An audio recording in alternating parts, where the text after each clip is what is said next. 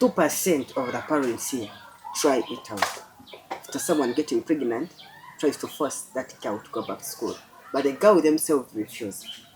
I have an example. Yeah. I tried to talk to that girl. I said that one happened. You can't go back to school since your parents are eager to pay for your fees. And she went back. She refused it.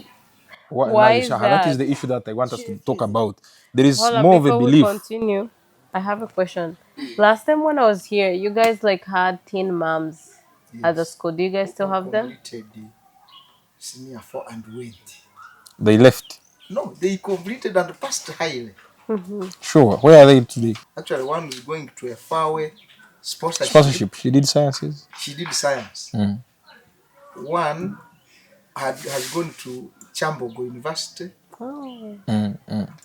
and one joined UPD police, if not UPD, Sure. because she came for a recommendation. Okay. Hey. You see, that's beautiful. You getting pregnant before you attain what you're supposed to attain from school does not mean marks the end of you. You understand? There is a lot that should be done about mindset change. To know that if I've indulged myself in an act so and so, I can still go back and Finish. there is need to show people really the role of education. Yeah. At the end of the day, whether we say you go to school, specifically looking at maybe getting employed and stuff, but at the end of the day, education is surely important to our community. So do you know how can we do that? It's the only thing that we can.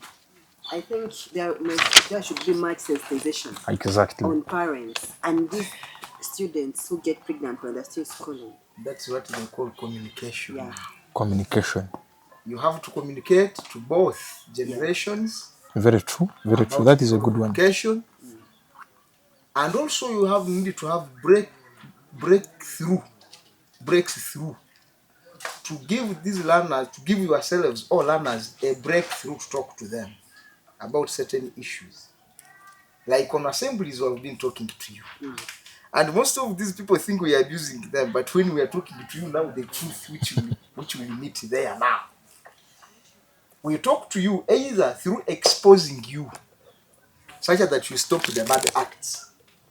We can also suspend you, and when you come with the parents, we communicate to them that this is what your child is doing. Can you go and sit home with the child, and then you bring her on Wednesday? Are you seeing now what is coming? Senior teacher, there is also a problem.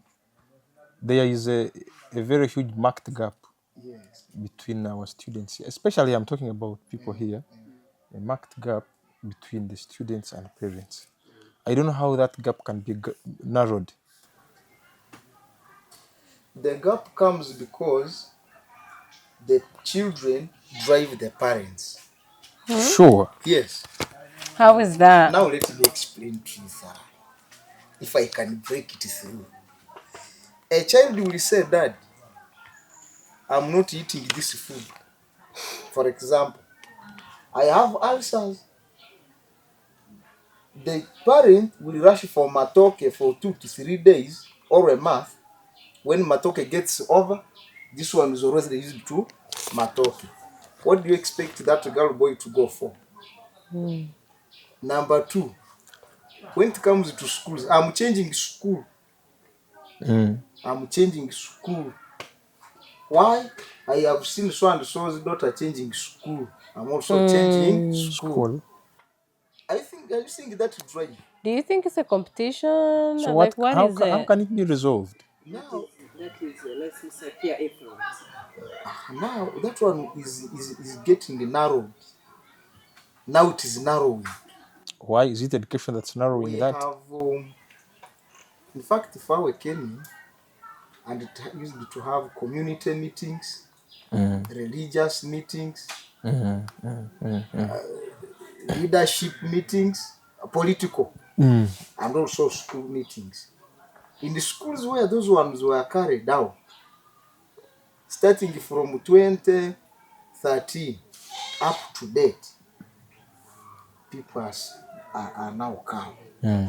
That's why we have now a total number now of 620 compared to 2010. Here you have yes, 600. where we That's had interesting. 112 students. Yes, I recall vividly so well.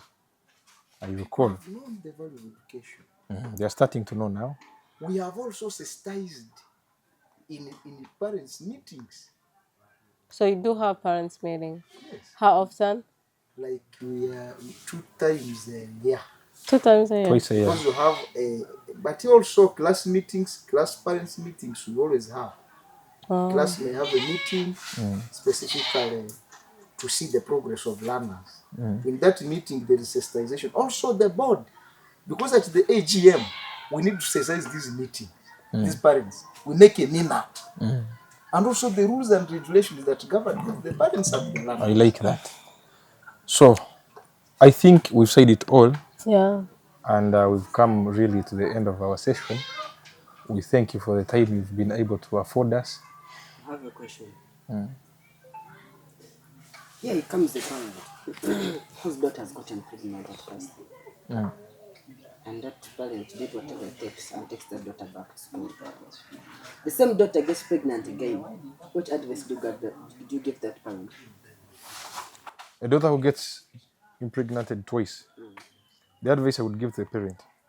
First and foremost, the mistake all of us almost persistently make is to assess the cause of whatever challenges or problems we go through. This parent should first and foremost address, why did my child get pregnant? If it becomes a recurrent situation, that means this parent did not assess reasons for the first pregnancy. If he surely did assess reasons for the first pregnancy, trust me, there would never have been a recurrence of a pregnancy. So I would advise this parent. Of course, that does not mean the end of their child. They should sit down the child, assess reasons why she's involving herself in these repeated acts, repeated immoral acts. I should call them immoral because sometimes they are not acceptable in the community.